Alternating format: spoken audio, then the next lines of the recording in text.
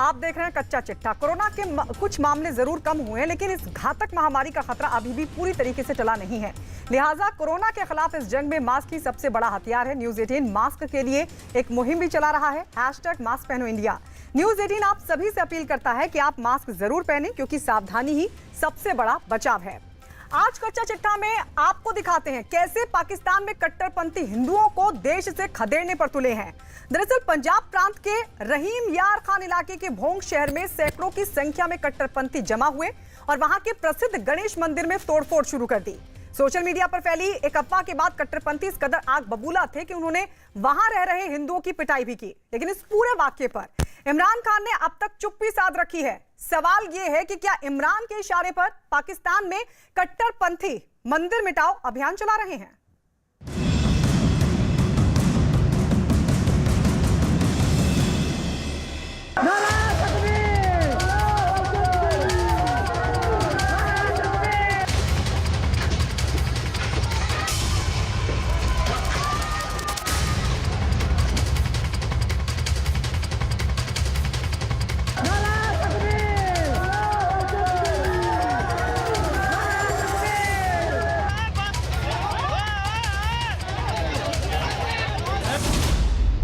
इमरान राज्य में बेलगाम हुए इस्लामी कट्टरपंथी। कट्टरपंथियों ने फिर किया एक मंदिर पर हमला। पाकिस्तान में अल्पसंख्यक होना कितना बड़ा गुनाह है, उसकी तस्दीक करती हैं ये तस्वीरें। पाकिस्तान में इस्लाम को छोड़कर दूसरे धर्म को मानना कितना बड़ा गुनाह है, उसकी तस्दीक करती हैं ये तस्वीरें। पाकिस्तान में हिंदुओं और उनकी आस्था पर इमरान के चहेते कट्टरपंथी किस तरह कहर बरपा रहे हैं, उसकी तस्दीक करती हैं ये तस्वीरें।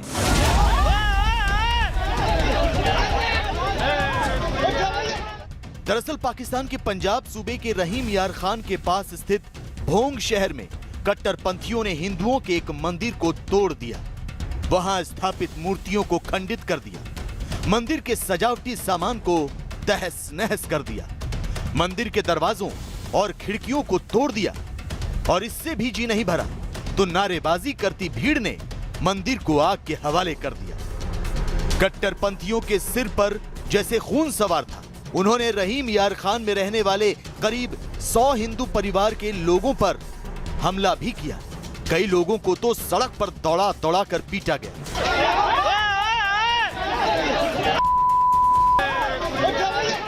दिन के उजाले में मंदिर के ऊपर हुए इस कायराना हमले के कई वीडियो वायरल हो रहे हैं। इन वीडियो में कट्टरपंथियों की भीड़ मंदिर में तोड़फोड़ करती नजर आ रही है, लेकिन इमरान खान के कानों पर जूं तक नहीं रेंगे।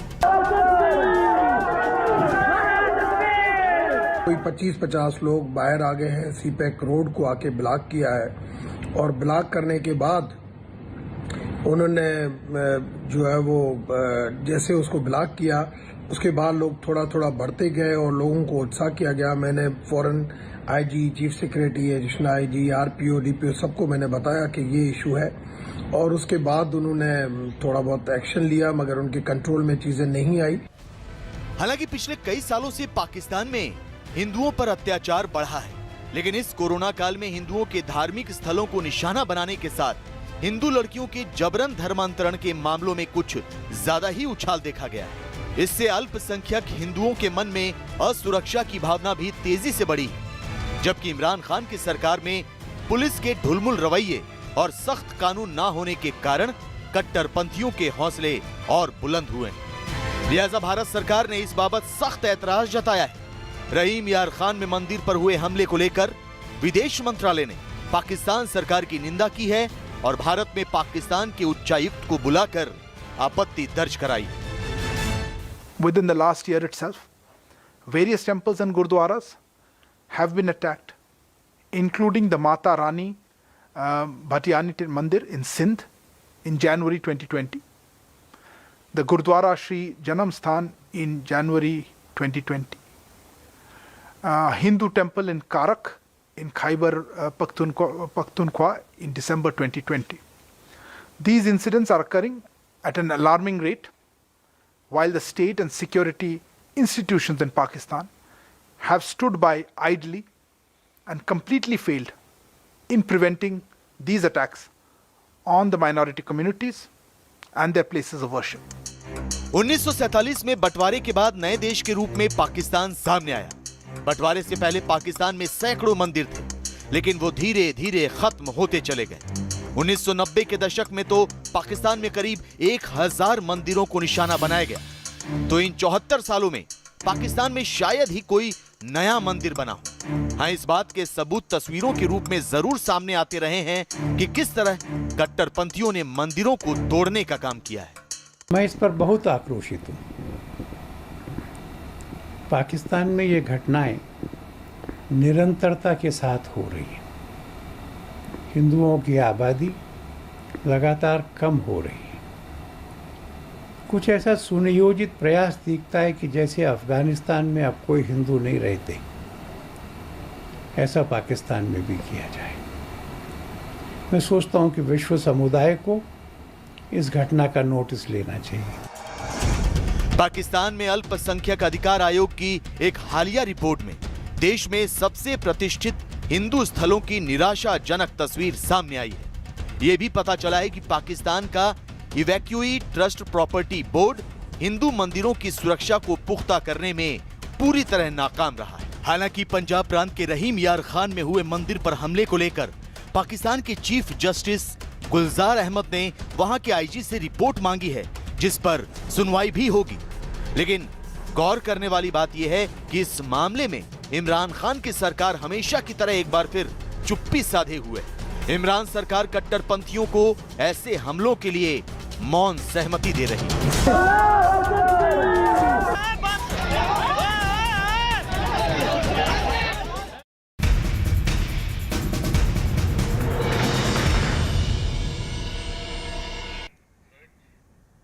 और अब बात चीन की भारत से अदावत में। चीन सीमाओं को लांघने के लिए भी तैयार नजर आ रहा है। आपको हैरानी होगी, लेकिन चीन की पीपल्स लिबरेशन आर्मी ने अपने जवानों को तिब्बत के ल्हासा से यिंगची तक बुलेट ट्रेन में बॉर्डर पर भेजा।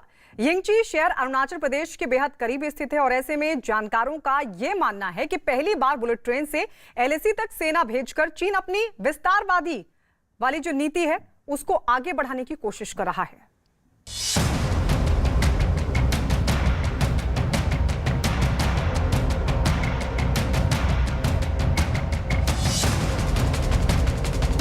बॉर्डर के करीब ड्रैगन की बुलेट आर्मी।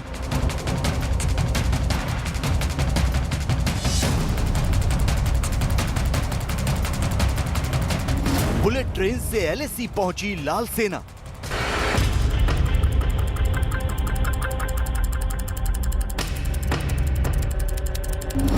सीमा पर जिनपिंग का शक्ति प्रदर्शन।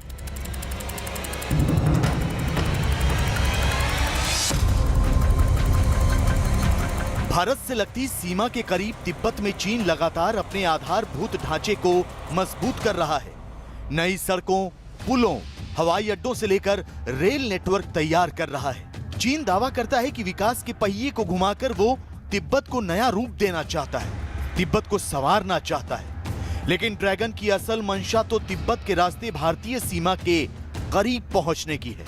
तिब्बत के रास्ते एलएसी तक पहुंचकर रणनीतिक बढ़त हासिल करने की है। तो शायद यही वजह है कि शी जिनपिंग की कम्युनिस्ट सरकार ने तिब्बत के ल्हासा से निंगची तक 25 जून को पहली बुलेट ट्रेन दौड़ाई और लगभग 1 महीने के बाद अपने सैनिकों को इस ट्रेन में बिठाकर एलएसी या कहें अरुणाचल प्रदेश की सीमा के करीब भेज दिया। यकीन नहीं आता तो ये वीडियो देखिए। चीन की पीपल्स लिबरेशन आर्मी के जवान ल्हासा से निंगची तक जाने वाली बुलेट ट्रेन में सवार हुए। चीन मीडिया के मुताबिक इन जवानों को 4500 मीटर की ऊंचाई पर एक अभ्यास क्षेत्र में ले जाया गया। यह पहली बार है जब चीन ने अपने सैनिकों को ल्हासा निंगची बुलेट ट्रेन के जरिए सीमा के करीब भेजा है। आपको बता दें कि निंगची शहर भारत के अरुणाचल प्रदेश की सीमा के पास स्थित है और चीन के लिए रणनीतिक रूप से बेहद महत्वपूर्ण है।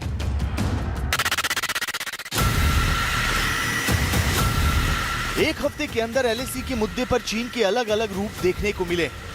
कभी ऐसा लगा कि चीन भारत के साथ सीमा विवाद को और तूल नहीं देना चाहता, तो कभी ऐसा लगा कि वो इस विवाद की आग में जानबूझकर घी डालने का काम कर रहा है। ये 3 तस्वीरें इसकी तस्दीक करती हैं। पहले तो महीनों की कोशिश के बाद चीन कोर कमांडर स्तर की बातचीत को तैयार हुआ, गोगरा हाइट्स से पीछे हटने को भी तैयार हो गया। तो ठीक उसी वक्त गलवान हिंसा का एक वीडियो जारी कर खुद को पाक साफ साबित करने की कोशिश की और अब चीन ने सेना में भर्ती हुए नए जवानों को बुलेट ट्रेन में बिठाकर LAC के करीब अभ्यास क्षेत्र में भेज दिया।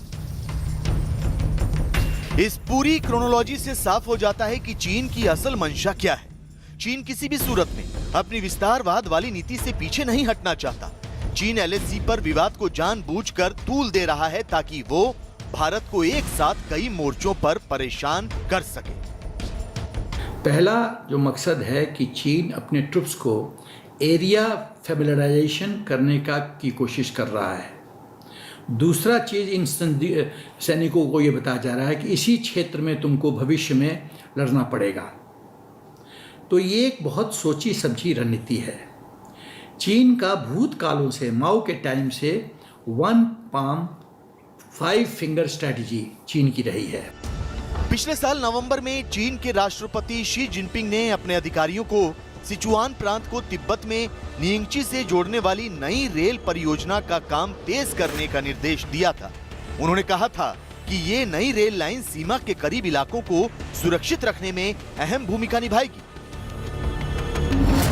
तो आपको बता दें कि सिचुआन तिब्बत रेलवे की शुरुआत सिचुआन प्रांत की राजधानी चेंगडू से होती है और यान से गुजरते हुए कामदो के जरिए तिब्बत में प्रवेश करती है, जिससे चेंगडू से लहासा का सफर 48 घंटे से कम होकर 13 घंटे का रह जाता है। 435 किलोमीटर लंबे इस रेल मार्ग को रिकॉर्ड समय में पूरा किया गया है और इस पर 160 किलोमीटर प्रति घंटा की रफ्तार से ट्रेन चलती है। हालांकि चीन दावा कर रहा था कि इस रेल मार्ग का मकसद यातायात व्यवस्था को सुदृढ़ करना है, लेकिन जिस तरह से उसने अपने सैनिकों को लहासा नियंगची बुलेट ट्रेन में बिठाकर अरुणाचल प्रदेश की सीमा के पास भेजा है, उससे इस बात पर मुहर लग गई है कि चीन इस बुलेट ट्रेन का सैन्य इस्तेमाल भी करेगा। वॉर होता है मैटर ऑफ लॉजिस्टिक्स। किस तेजी से आप फ्रंट पे अपने जवानों को रिप्लेस कर सकते हैं या अपना सामान भेज सकते हैं, तो उस पर रेलवे नेटवर्क एक बहुत महत्वपूर्ण रोल अदा करता है, जिसको पिछले सरकारों ने कोई उस पर ध्यान नहीं दिया और इसी का फायदा चीन ने उठाया। तो हमको अपना रेलवे नेटवर्क, एयर स्ट्रिप्स, ये मैचिंग कैपेबिलिटी डेवलप करना है। LAC को युद्ध स्थल में तब्दील करने की मंशा से चीन बॉर्डर के करीब निर्माण कार्य पर पानी की तरह पैसे बहा रहा है, लिहाजा भारत ने भी इस ओर तेजी से काम करना शुरू कर दिया है। पिछले 4-5 सालों में हिंदुस्तान ने LAC के करीब सड़कों और पुलों का नया नेटवर्क बनाने पर काम किया है। यही नहीं, चीन के नापाक मंसूबों को नाकाम करने के लिए BRO यानी सीमा सड़क संगठन ने पूर्वी लद्दाख में समुद्र तल से 19,300 फीट की ऊंचाई पर सड़क बनाकर विश्व कीर्तिमान बनाया है। अब इस सड़क से सेना के टैंक उमलिंगला दर्रे को पार कर दुश्मन को मुंह तोड़ जवाब देने के लिए वास्तविक नियंत्रण रेखा पर चुमार सेक्टर में पहुंच सकेंगे। बहुत ही दुर्गम इलाके में बनी ये सड़क 52 किलोमीटर लंबी है। चीन के बढ़ते हुए इंफ्रास्ट्रक्चर डेवलपमेंट को ध्यान में रखते हुए मौजूदा सरकार ने बहुत अच्छे कदम उठाए हैं। जो 73 स्ट्रेटेजिक रोड्स में सिर्फ जो 15 बने थे कांग्रेस सरकार में, उसको कंप्लीशन में बहुत तेज गति लाया गया है। फाइनेंशियल पावर्स जो DG बॉर्डर रोड्स थे ऑर्गेनाइजेशन के BRO, उनको फाइनेंशियल पावर बढ़ाया गया है। जाहिर है चीन को भारत अब उसी की भाषा में जवाब दे रहा है। चीन से आंख में आंख मिलाकर बात कर रहा है। चीन भले ही LAC तक बुलेट ट्रेन दौड़ा रहा हो, लेकिन पहाड़ की चोटी पर जंग लड़ने में उसकी सेना किस तरह हथियार डालती है, ये पूरी दुनिया देख चुकी है। डोकलाम, गलवान और पूर्वी लद्दाख में लाल सेना की शिकस्त का नजारा पूरी दुनिया देख चुकी है।